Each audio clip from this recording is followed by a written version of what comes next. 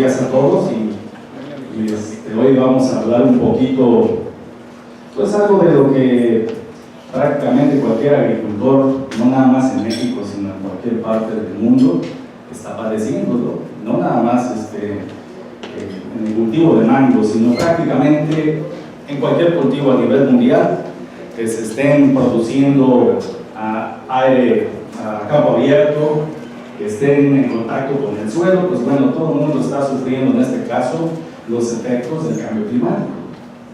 Eso también a nosotros nos está afectando, ¿no? Pero vamos a ver un poquito en este caso qué efectos ocurren en la planta y esto, qué es lo que puede provocar en las plantas, que al final de cuentas es estrés, y también qué es lo que sucede con las enfermedades, con el cambio climático, porque el cambio climático no nada más está afectando a las plantas, también afecta a los microorganismos, a los fitopatógenos que afectan las plantas y muchos microorganismos que viven en interacción con las plantas, ¿sabe? Entonces, no nada más es para las plantas, eso aplica para todos, pero vamos a ver que a algunos les afecta más y a otros menos, y a unos, de hecho, hasta les beneficia más. Y esto pues tiene graves consecuencias en este caso, si hablamos en este caso de la parte sanitaria, ¿no? Y bueno, nada más de manera rápida, ustedes saben que buena parte del cambio climático se está debiendo a los gases de efecto invernadero, ¿no? Principalmente dióxido de carbono, metano, óxido nitroso, dióxido de azufre, etc. Todos esos gases hacen un efecto invernadero y hacen que en este caso el planeta se esté calentando más. Por consiguiente, aumentan las temperaturas y hay una serie de desbalances climáticos que nosotros ya estamos observando. Dentro de eso, más o menos la agricultura aporta el 13% de los gases de efecto invernadero a nivel mundial, aparte de las industrias que tenemos en el mundo, ¿no? Y dentro de estos 13%, el 70% tiene que ver sobre todo con la parte de fertilizantes nitrogenados principalmente. ¿Y cuáles son las consecuencias en este caso que estamos observando en los cultivos? Principalmente hay efectos de sequía, salinidad, altas temperaturas o bajas temperaturas, pero en nuestro caso en condiciones subtropicales o tropicales, pues están predominando las altas temperaturas, y también estamos observando que hay ocasiones en que en este caso hay periodos largos de sequía, pero también puede haber largos periodos de exceso de lluvia, y el exceso de lluvia también tiene efectos en las plantas. Bueno, como les comentaba, el cambio climático de manera general no solamente está afectando a las plantas, también afecta a los microorganismos que están ahí. ¿Y qué es lo que sucede? La mayoría de los microorganismos que viven en las zonas, por ejemplo, si ponemos zonas subtropicales o tropicales, están adaptados a esas condiciones. Debido al cambio climático, muchas de esas zonas, en zonas donde normalmente antes las temperaturas eran templadas, debido al cambio climático, las temperaturas ahora se están haciendo más calientes. Muchos de esos microorganismos que antes solamente atacaban en zonas tropicales y subtropicales, están migrando a zonas más templadas. ¿Por qué? Pues por condiciones climáticas. O sea, están aumentando en este caso sus áreas de infección. Esa es por una parte. La otra es que también se están volviendo más agresivos. Por ejemplo, para que se den una idea, a nivel mundial, estos son datos del 2023, las pérdidas por plagas y enfermedades son alrededor de 220,000 millones de dólares. Pero se espera que estas cifras aumenten más. ¿Por qué? Por efecto de cambio climático. Porque en este caso muchas de las condiciones que se van a presentar pueden favorecer a muchos de estos microorganismos y plagas. Por consiguiente, los ataques se espera que sean mucho más severos y por ende pues haya mayores pérdidas en este caso en el rendimiento, ¿no? En la producción de los cultivos. Y ahorita vamos a ir hablando un poquito sobre esta parte, ¿sale? Impacto, dice, de las temperaturas en la propagación de patógenos. Como les comentaba, cuando yo hablo de patógenos me estoy refiriendo a virus, bacterias, hongos, viroides, etc. Pero si hablamos de mango, dentro de los principales fitopatógenos que afectan a mango, está un grupo que es el de los hongos, ¿no? Que es donde se concentran pues, mayor número de fitopatógenos que afectan a ese cultivo. Por ahí también hay algunas bacterias. ¿Sale? Entonces, lo que está sucediendo es que imagínense, hace mucho calor. Al igual que las plantas, los fitopatógenos también son afectados por ese calor, sobre todo por los rayos ultravioleta. Al hacer mucho calor, no todos los fitopatógenos se mueren, o no todos el grupo de hongos se mueren, van quedando algunos. ¿Quiénes son los que quedan? Los más resistentes, ¿sale? Con esas condiciones quedan los más resistentes. ¿Qué pasa con esos resistentes? ¿Se quedan ahí o se reproducen? Se reproducen, ¿sale? Al reproducirse, ¿qué creen que pasen con los hijos de estos hongos? Fortalecidos. Son hongos o bacterias que están adaptados a esas condiciones calientes o bajo esas condiciones. Y eso es lo que sucede. Desgraciadamente, las plantas no mutan tan rápido de esa manera. Es muy lento. Entonces, estos se adaptan rapidísimo, mientras las plantas no. Entonces, aquí ya estamos en un problema.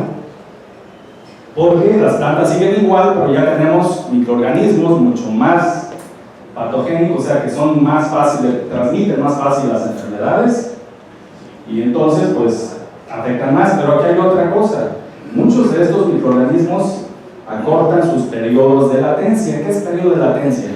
Es cuando una espora llega a la planta o al fruto, se establece y después el tiempo que desde que se estableció hasta que manifiesta síntomas. Bajo condiciones normalonas, pongamos un ejemplo, puede durar unos 5 días desde que llega hasta que aparecen síntomas. Pero si es un microorganismo muy virulento y hay condiciones, este periodo de latencia se acorta y puede durar hasta 3 días. ¿Qué sucede con eso? Entre más se acorte, quiere decir que se está reproduciendo más rápido y por consiguiente puede infectar más rápidamente. Se propaga más. Se propaga más, ¿sale? Eso es lo que está sucediendo, ¿eh? No nada más en mango, prácticamente en todos los cultivos. Y aquí vemos qué sucede cuando hay altas temperaturas. Miren, las plantas, ahorita vamos a ver más o menos cómo se defienden las plantas y por qué se enferman. Las plantas, cuando son atacadas, generalmente producen una hormona que se llama ácido salicílico. Principalmente es para hongos, para defenderse de microorganismos biotróficos, es decir, que necesitan células vivas para vivir. Bueno, el ácido salicílico no quiere decir, ustedes han escuchado el ácido salicílico, ¿verdad? Se lo toman para el dolor de cabeza, para el corazón, para la cruda, para lo que sea, ¿no? Saliugas tiene ácido salicílico. Bueno, en las plantas el ácido salicílico no mata a las plagas. Lo que hace el ácido salicílico es una hormona que sirve como señal. Es decir, cuando la planta está siendo afectada por un patógeno, se produce ácido salicílico y el ácido salicílico es el que manda la señal para que la planta esté alerta y empiece a producir fitoalexinas, productos tóxicos que van a combatir a este patógeno que le está atacando. Pero cuando hay condiciones de temperaturas altas, arriba de 32, 34 grados centígrados, las concentraciones de ácido salicílico disminuyen. Y al disminuir, pues ya no hay alguien que le dé a la planta las señales para que se defienda. ¿Sí? Entonces se enferma más fácil. Va a ser un poquito rápido para no. CO2. Ya vimos que debido al cambio climático se incrementó muchísimo el dióxido de carbono. De hecho, se espera, andamos que de 400 partes por millón puede subir hasta 800 partes por millón en el aire, de aquí a arriba de 2050 para arriba. ¿Y esto qué tiene que ver con las plantas? Bueno, Las plantas también con exceso de dióxido de carbono disminuyen sus defensas, pero aquí hay algo importante. Cuando hay altas concentraciones de CO2, en los hongos principalmente, las esporas tienden a germinar más rápido. Los hongos pueden producir mayor cantidad de esporas y también los hacen más virulentos.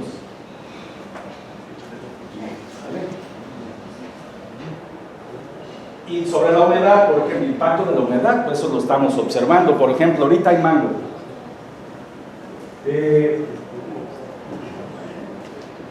Aquí en Nayarit, por ejemplo, se empieza a producir mango principalmente el mes de mayo, ¿no? Empiezan con mango ataulfo. ¿Qué sucede, por ejemplo, con los mangos de mayo y los mangos que tenemos ahorita? ¿Dónde se manchan más? ¿En qué época? En esta época, ¿va? Bueno, ¿por qué? Pues porque entre más humedad haya, sobre todo si hablamos, por ejemplo, de un hongo que se llama, bueno, más bien el síntoma se llama Coledotrichum, el hongo es, el síntoma es Anthracnosis y el hongo Coledotrichum, ¿sale? Entonces, ese hongo requiere altas cantidades de humedad para que sus esporas puedan germinar. Entre más tiempo haya en las hojas o sobre los frutos humedad libre durante más tiempo, pues les da más tiempo para que las esporas germinen, crezcan y ahí infecten. Por eso, cuando hay periodos largos de lluvia, pues eso permite que estos hongos estén en sus condiciones idóneas para poder afectar, ¿vale? Pero hay otros hongos que no les gusta la lluvia, sino que les gusta mucho la sequía, que se expresan con sequía. Y de los que les gusta la lluvia mucho, por ejemplo, está el caso del síntoma de Anthracnosis y otros de manchados de fruto, que no los tengo aquí, pero bueno, es parte de otra presentación.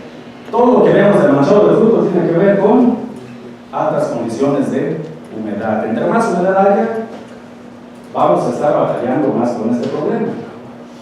Sobre todo si esto se extiende durante varios días.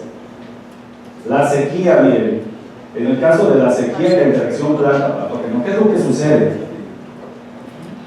Cuando las plantas se empiezan a sufrir sequía, es decir, que no llueve, se produce una hormona. Esa hormona está relacionada con sequía, se llama ácido abscísico. Ese ácido abscísico lo que hace es empezar a cerrar los estomas. ¿Por qué cierra los estomas? Para evitar que se deshidrate. Ahí se da la transpiración. Entonces, si los estomas se cierran, pues la planta lo que hace es conservar su humedad. Pero cuando hay cuando hay ácido abscísico aparte, muchas de las hormonas que la planta produce también se detiene el crecimiento, se detiene prácticamente todo. Es decir, altas concentraciones de ácido abscísico ponen a la planta en ahorro de energía. Con un celular, cuando ustedes tienen su celular, ¿qué hacen cuando le ponen ahí el modo avión o algo para que ahorre energía? Bueno, el problema aquí, que esto es un mecanismo que usa la planta para poderse defender. Lo que da prioridad a la planta es a vivir. El detalle es que cuando esta sequía es prolongada, entonces aquí ya hay problemas porque ya no hay fotosíntesis, ya no se producen muchas hormonas, también se puede producir muchísimo etileno, produce caída de flores, caída de hoja, etc. Hay un desbalance total. Entonces, como ya la planta tampoco produce sus hormonas para defenderse, pues es fácilmente que esta planta pueda ser atacada. Y esto lo observamos, por ejemplo, con un hongo que afecta los huertos de mango, que se le conoce como muerte descendente. ¿Sí? Es producido por un hongo que se llama Lactobacillus, el síntoma es muerte descendente. Cuando lo vemos en huertos donde prácticamente no se riega y hay muchísima sequía, y no es porque la planta en este caso, o porque el hongo sea muy agresivo, bueno, el hongo es muy agresivo, pero más bien la planta no tiene las herramientas para poderse defender. Y bueno, de manera general, para que se pueda dar una enfermedad, pues tiene que haber tres factores, es decir, que exista el patógeno, el que afecta, tiene que haber un hospedante, el que alberga ese patógeno, y las condiciones ambientales. Eso es las condiciones para que se presente un patógeno. Si no hay condiciones ambientales para que el patógeno crezca y se desarrolle, pues no se va a presentar. Y volvemos al mismo caso de antracnosis. ¿Cuándo se presenta? Principalmente en estas condiciones. Cuando es época seca, está el hongo, está el fruto, pero no hay las condiciones ambientales necesarias. Entonces los daños que van a haber en fruto prácticamente son muy poquitas o a veces nulas. ¿Por qué? Porque las condiciones ambientales no son así adecuadas para que este hongo pueda prosperar. ¿Sale? Pero ahorita ya se han metido mucho más a fondo, y aparte de esto intervienen muchísimas otros factores, entre ellos de los que vamos a hablar ahorita, que es el microbioma, todos los bichitos que están en el suelo, que eso es muy muy importante, y ahorita vamos a ver por qué. ¿Sale? Entonces ya hemos hablado del cambio climático. Entonces, si el cambio climático afecta a las plantas y aquí produce un desbalance hormonal, fisiológico, en sus procesos bioquímicos, que son, se afecta a fotosíntesis, se afecta a las hormonas, todo esto hay un desbalance, por consiguiente hay patógenos más virulentos, pues por consiguiente, pues obviamente vamos a tener más efectos de enfermedades en el cultivo, y por ende, pues si no se hace un buen manejo, pues también los rendimientos van a disminuir, ¿sabes? Entonces, les comentaba, al igual que nosotros, en las plantas, en el suelo, hay muchos microorganismos, muchísimos, que interactúan con las raíces. Es una relación que tiene la planta con las raíces, y todos estos microorganismos que habitan en el suelo, se les conoce como microbioma. En el caso de nosotros, es exactamente, o digamos no exactamente, pero es muy similar en el caso de los seres humanos. De hecho, si no hubiera microorganismos en el suelo, posiblemente no estarían las plantas como nosotros las conocemos, porque estos son una parte muy importante para que haya plantas.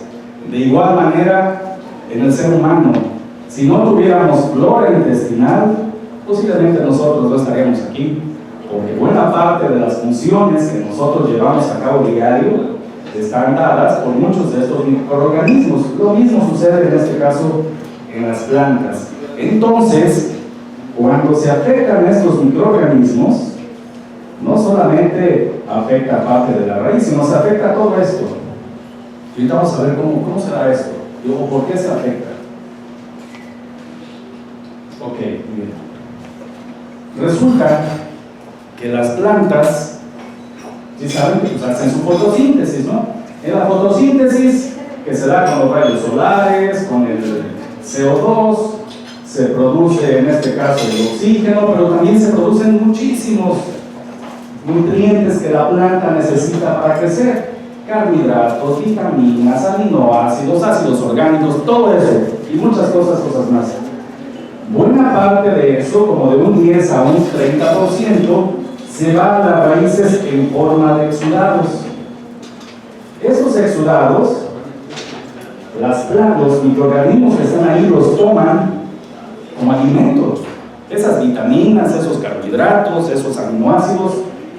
Y los microorganismos, por consiguiente, ¿qué es lo que producen?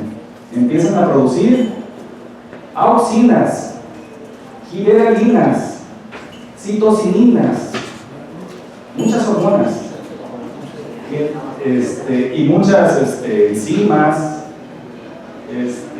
producen antibióticos, etcétera, muchas cosas que ahorita vamos a hablar. Bueno, todas esas hormonas las plantas las toman y las utilizan para poder llevar a cabo todos sus procesos, en este caso metabólicos. O sea, hay una interacción entre microorganismos y la planta. Entonces, debido al cambio climático, por efecto de sequía, exceso de agua, lo que ya estábamos observando, que puede haber salinidad, la planta se empieza a estresar. Cuando se estresa, pues obviamente disminuye a veces fotosíntesis y todo eso. Entonces, Todas esas fuentes de carbono, o sea, de aminoácidos, vitaminas, carbohidratos, también se afectan abajo. Entonces, como ya no hay mucha comida para muchos de estos microorganismos, pues también van proliferando aquellos que no son benéficos, porque los benéficos muchas veces ya no tienen ese alimento que la planta les está dando, y se puede romper este ciclo, ¿sale? Y entonces, obviamente, pueden prosperar microorganismos no deseados. Se rompe este equilibrio, por así decirlo, ¿sale? De manera general, el cambio climático pues, afecta las respuestas inmunes de la planta, lo que hablamos aquí, afecta a los exudados y hay algo que se llama disbiosis, un desequilibrio en este caso a nivel de los microorganismos del suelo. Entonces, si hay ese desequilibrio, pues entonces microorganismos ya no van a ayudarle en todas las funciones a la planta, en todo lo que necesita. Ok, miren. Los diferentes tipos de estreses que una planta puede sufrir.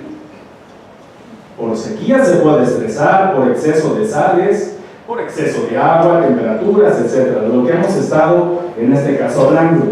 Pero algo de lo que puede ayudar un poco a mitigar estos efectos es la utilización de ciertos microorganismos. Aquí voy a hablar un poquito más a estas bacterias que se llaman bacterias promotoras del crecimiento vegetal y así se deletrean, ¿sale? Ok, ¿qué hacen estas bacterias? ¿O por qué son importantes? Primero, cuando la planta está en el suelo, no nada más hay bacterias benéficas, ahí hay muchos microorganismos que también son patógenos, que afectan a la planta de una u otra manera. ¿Qué pasa cuando hay muchos organismos benéficos? Empiezan a competir por recursos, o sea, los mismos recursos que están en el suelo, los benéficos también compiten por espacio y recursos, pero los benéficos, si están en buenas condiciones, se reproducen muy rápido, comen mucho, producen muchas sustancias, en este caso, que son necesarias para, más bien se comen muchas de las sustancias que son necesarias para que crezcan los microorganismos malos. Entonces, si les gana la comida y el espacio, pues pueden estar ahí, pero ya no nos van a causar mucho daño.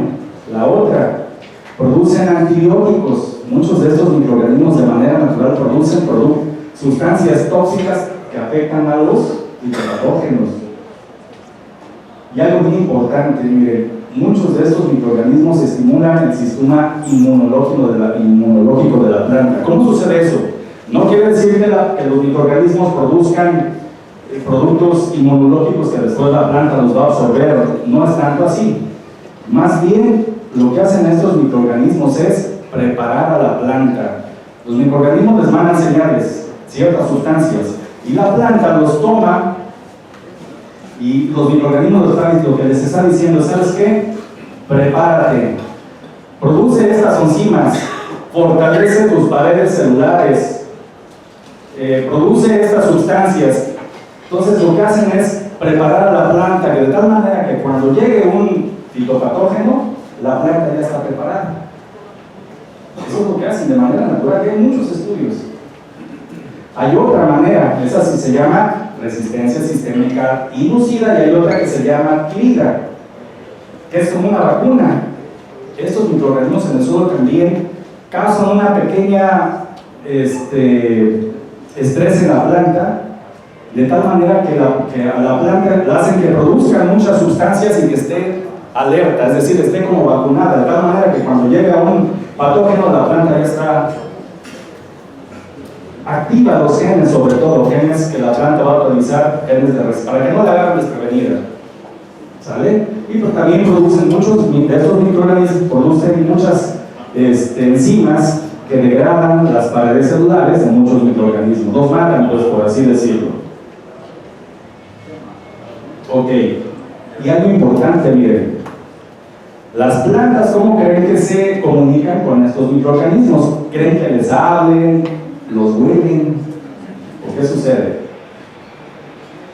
Bueno, las plantas se comunican a través de señales bioquímicas, ¿sí? De ciertas sustancias. Por ejemplo, cuando una planta está siendo atacada, y esto también ya hay estudios, producen una cierta sustancia en especial, puede ser algún ácido, algún aminoácido, Y lo que hace es que los microorganismos que están en el suelo responden a esta señal. Entonces, detectan esa señal y se arriman o se acercan a las raíces. Se acercan a la raíz, la planta lo que le está diciendo, ¿sabes qué? Ven, ayúdame porque estoy siendo atacada. Y se viene y ahí es donde empiezan a actuar. Se comunican a través de señales bioquímicas. La planta produce exudados, cierto tipo de exudados, depende de la infección, depende de la planta. Y lo que hace es llamar a los microorganismos, se llama grito de ayuda. Pero eso no es ficción, es algo real, ya se ha hecho en muchas plantas. ¿Sale? Y aquí en este que, bueno, entonces, de lo que se trata más que nada es que una parte, como les comentaba, para que una planta esté sana arriba, tiene que estar sana abajo. Y para darle esas condiciones necesarias para que esos microorganismos puedan crecer, se dice que debe haber suelos supresores o supresivos, es decir, suelos que contienen patógenos, pero también tienen microorganismos, pero aunque estén esos patógenos ahí, no van a causar efectos graves en la planta. ¿Por qué? Porque están detenidos por ese tipo de microorganismos que están ahí. No nada más son unos, son muchísimos, miles, millones. Obviamente hay muchas especies que tienen diferentes características en la planta o que tienen diferentes aplicaciones. ¿Sale? Entonces lo que se busca es tener suelos que sean ricos en estos microorganismos para que se eviten problemas. Como les comentaba, no nada más es problemas de raíz. Si hay abundantes microorganismos aquí, acá arriba las plantas van a estar más sanas. Y si no me creen, piensen ahorita en una selva. ¿Cómo son los árboles de la selva? De una selva lluviosa, bonita, pues, donde no hay intervención humana. ¿Cómo son los árboles? ¿Lo han visto en documentales posiblemente? Pues tienen relación unos con otros. Tienen mucha relación, obviamente, pero ¿cómo se ven los árboles? Árboles sanos, árboles frondosos. ¿Creen que abajo no haya patógenos? Muchos, muchísimos. ¿Pero qué creen que hay aquí abajo aparte? Más benéficos. Muchísimos benéficos. Se muere un árbol, claro que se van a morir, pero la gran mayoría está ahí. ¿Por qué? Pues porque hay una relación con todos estos microorganismos y hay un equilibrio. Cuando se rompe, ¿qué pasa cuando empiezan a talar? Se rompe ese equilibrio y van a ver después esos árboles secos y ya después está todo pelón y ya después meten vacas. Y es lo que ha sucedido en muchos lugares. ¿Sale? Y todo lo demás. Y bueno, algunas de las medidas para hacer estos suelos supresivos no es más que pues, agregar muchas veces materia orgánica de diferentes tipos de fuentes, compostas, lixiviados de lombriz, de pescado, harinas de hueso, residuos de cosecha, estiércol. Hay muchos enmiendas orgánicas que van a ayudar en este caso a que esos suelos estén mucho mejor, y si están en ese suelo saludable, obviamente las plantas también. En el caso de la solifloria, que es muerte descendente de ramas, miren, hay algo curioso. Se da obviamente cuando hay periodos de sequía muy largos, pero es más severo el daño, sobre todo cuando uno checa esas zonas. Generalmente se da en árboles que están en terrenos con muy poca materia orgánica o con suelos muy desgastados. Ahí prospera más. Como les comentaba, no es porque también el hongo sea mejor que la planta, sino porque la planta no tiene herramientas para poderse defender. Y bueno, muchos de estos microorganismos ayudan al estrés hídrico, protegen a las raíces. Por aquí yo puse acá, este está mal. Bueno, de manera rápida, no sé cómo estoy de tiempo. ¿Está bien? Ok. Bueno, miren. Entonces, ayudan al estrés hídrico. ¿Cómo le hacen? Cuando las raíces están en el suelo, pues obviamente pueden sufrir problemas de desecación y todo lo demás. Muchos de estos microorganismos producen exopolisacáridos, son como una especie de gel. Ese gel cubre las raíces, protege a las raíces. También, si hay problema de sales, evita que las sales entren en contacto directo con las raíces, con ese gel que cubre las raíces. Hay menor daño, en este caso, oxidativo. Regulan pues, las hormonas. Si hay buena regulación hormonal, pues obviamente la planta va a estar mejor balanceada, pero sobre todo mejoran el equilibrio, en este caso del agua. Miren, ¿dónde estaban los basales? Aquí estaba más adelante, creo que me estaba yo brincando. Ok, miren, muchas de estas plantas, muchos de estos microorganismos lo que hacen es ayudar a la planta a que produzca sus propios osmolitos. Los osmolitos son sustancias, principalmente prolina, glicina, manitol, sorbitol. Ese tipo de sustancias lo que hacen es evitar que la planta se deshidrate.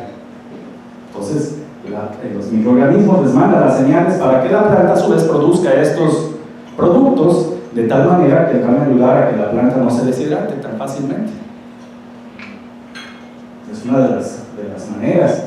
En las tres abióticos ya habíamos mencionado que producen resistencia sistémica inducida o adquirida. También lo que ayudan es modulan en este caso las fitohormonas que se presentan en la planta. ¿Para qué? Pues para que en este caso pues no afecten de manera significativa las enfermedades, de hecho las plagas. Cuando las plantas están siendo atacadas por alguna plaga, esas bacterias o microorganismos que están en el suelo obviamente no combaten las plagas, pero sí mandan señales para que las plantas empiecen a producir ciertas sustancias que son tóxicas para estos microorganismos y dejen de comerlas, por ejemplo. No los van a matar, pero sí hacen que el alimento no sea muy agradable para ellos. El estrés, en este caso, nutrimental, por ejemplo, muchas de estas bacterias, ¿qué es lo que hacen? Son solubilizadoras, es decir, si hay fósforo, si hay potasio en el suelo que no es aprovechable por la planta porque no está libre, porque no está soluble y la planta lo puede absorber, lo que hacen estos microorganismos es hacerlo asimilable para la planta. Si no estuvieran estos microorganismos, ese potasio, ese fósforo que está ahí, no lo podrían absorber. Se requiere de estos microorganismos para que lo puedan asimilar. No degradan sales, aquí yo me equivoqué, pero sí ayudan a que la planta pueda sobrevivir bajo condiciones de salinidad. ¿Cómo se hace eso? Lo que les había comentado. Ponen exopolisacáridos, ayudan a inmovilizar las sales, producen también, como les comentaba, los famosos estos osmolitos que ayudan a que la planta se deshidrate. ¿Qué pasa con las sales?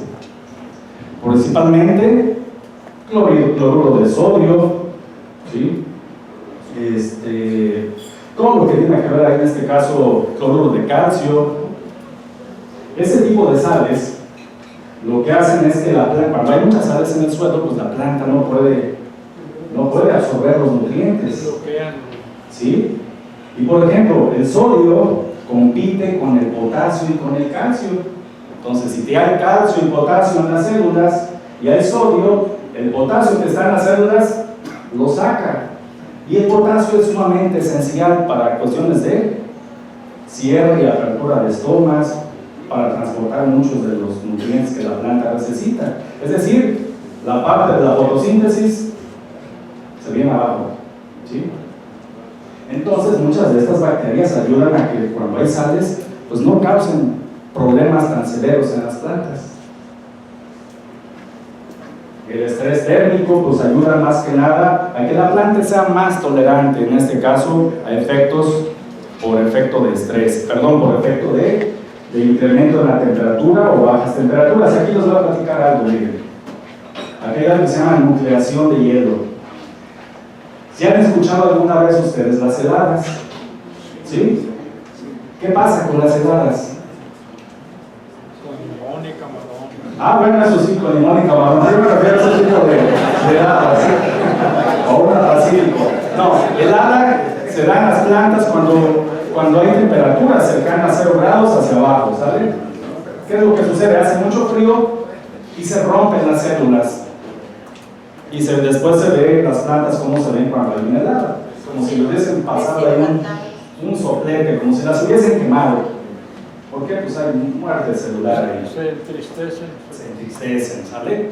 Bueno, hay algunas bacterias que están en las hojas, sobre todo en clima temprano. Hay una que se llama Pseudomonas syringae. Esa produce una proteína, entonces hace frío, cercana a los 0 grados. De hecho, es una de las causantes de las heladas en climas templados. Produce esa proteína y al producir esa proteína hace que se produzcan cristales de hielo y se produce helada y se produce hielo, pues, y ese hielo es el que mata y que afecta a las células. De hecho, es una de las responsables de las heladas en climas templados. Entonces, ¿qué hacen los microorganismos? Pues aplicas ciertos microorganismos benéficos, otras bacterias que compitan por espacio y todo, y en parte, pues, ya no va a haber mucho de esas bacterias y por consiguiente van a disminuir heladas en algunos cultivos. ¿Sale? Y bueno, dentro de las bacterias benéficas hay muchísimas y es de las áreas donde más se está investigando, porque esto es parte de lo que están viendo que puede ayudar a mitigar los efectos del cambio climático en un futuro, en un corto y largo plazo. No tanto le están apostando ya para crear, por ejemplo, ya muchos, obviamente van a seguir trabajando con la parte de plaguicidas y esa parte, pero algo de lo que sea más sostenible a largo plazo y que se le está apostando mucho es a las bacterias, en este caso benéficas. Y se han identificado y se han guardado muchísimas que tienen características muy específicas, se han aislado en diferentes partes del mundo, que pueden ayudar a estrés por frío, estrés por calor, estrés por salinidad, estrés por exceso de agua. Muchas de estas solubilizan fósforo, potasio. En el caso del nitrógeno, que no sería solubilizar, sino mineralizar. Es decir, cuando ustedes ponen rastrojo y muchas de esas residuos de cosecha o materia orgánica, lo que hacen estas bacterias es liberar los aminoácidos. De aminoácido se produce en este caso después amoníaco, después amonio, y el amonio ya se lo toma la planta. Ayuda a que la planta los pueda obtener el nitrógeno. Si ustedes le ponen ahí rastrojo, no se lo va a comer la planta. Se requieren esos microorganismos para que desdoblen todo esto y después produzcan amonio, y ese amonio ya la planta lo aprovecha. Ya cabe casi. Bueno, no, todavía me falta todavía. Pero bueno, ya les hablé un poquito de esto, de lo que pueden hacer muchos de estos microorganismos. Nos vamos a saltar esta parte rápido y hablar un poquito de este tema, que son la mortalidad de árboles que se está observando a nivel mundial, que tienen que ver por cuestiones de sequía, que se llama daño vascular. Recuerden que las plantas transportan en este caso, si hablamos de agua y nutrientes, pasan por una serie de canales que se llama xilema. Y ese xilema está en los árboles, ¿no? Por ahí pasa el agua. Pero cuando se afecta, en este caso, ese xilema, sobre todo cuando hay sequía, pues lo que sucede es que muchos de estos árboles pues mueren, ¿no? Por falta de agua. Pero ¿cómo se da eso? Lo que se ha encontrado es que hay una embolia. ¿Qué pasa cuando a una persona le da una embolia? No, ¿qué es lo que sucede? Pues por ahí hay algún coágulo o algo que no deja pasar los nutrientes, no pasa, dejar pasar la sangre o algo, y puede uno quedar pues nada más con los ojos o algo por el estilo, ¿no? Algo similar sucede en las plantas. Y es una de las causas de un estudio que hicieron en diferentes partes del mundo, en diferentes sitios, donde los árboles que habían experimentado sequía murieron más del 60% por efecto de una embolia. Ahorita vamos a ver cómo se presenta esa embolia. Se estima más o menos, se hizo un estudio en la revista Nature, eso no recuerdo, fue 2023, donde dice que en 226 lugares en diferentes partes del mundo, cerca del 70% de estos árboles están en riesgo de que puedan sufrir una embolia, que puedan morir. ¿Por qué? Por efecto de esa, no hay agua y puede producir una embolia. Ya acabé, ya rápido, sí. Bueno, de manera general, ¿qué es lo que sucede? ¿Qué es lo que produce esta embolia? ¿Me lo viento en 5 minutos? ¿Sí? Ok, miren. Estamos oyendo lo que queremos escuchar. Las plantas, ¿cómo creen que empiezan a agarrar el agua del suelo? Las plantas tienen que transpirar. Cuando transpiran, ejercen una fuerza que se llama una fuerza de ecuación. Hace una fuerza, transpira la planta y empieza a succionar el agua que está en las raíces. ¿Sale? Y entonces las moléculas de agua están unidas por ahí son polares por unas fuerzas de ecuación, las mantienen unidas, ¿sale? Si no hay agua en el suelo y la planta empieza a transpirar, es decir, transpira más de lo que puede succionar porque no hay agua, esas pocas moléculas de agua se empiezan a transformar en vapor. Y esas moléculas de vapor empiezan a taponear el xilema. Eso se le llama este proceso de cavitación. Aquí está, miren, está el agua. Entonces, como es tan fuerte esa presión porque no hay agua, la planta empieza a transpirar más de lo que puede succionar y se producen estas burbujas de vapor que taponean los vasos del xilema y ya no deja pasar, en este caso agua, no deja pasar nada. Pero eso no nada más ocurre en un vasito, sino ocurre en muchísimos. Llega el momento en que, pues, por más que haya agua en el suelo, ya está taponeado eso, ya no permite que suba esa agua y los árboles se van a morir. Una trombosis. ¿Vale? Primero se empezó a estudiar, sobre todo en árboles forestales, pero ya se empezó a estudiar en el caso, por ejemplo, que sí se presenta. En el caso de aguacate, de cítricos, de vid y de olivo, es donde se ha reportado un poquito que puede ocurrir esto. En el caso de mango aún todavía no hay reportes de que haya estudios sobre esto, pero pues no dudemos que esto pueda estar también ocurriendo en algún tipo de muerte, sobre todo durante periodos largos de sequía en donde las plantas pues no tienen agua suficiente, ¿no? Y creo que esto es todo. De manera un poquito rápida.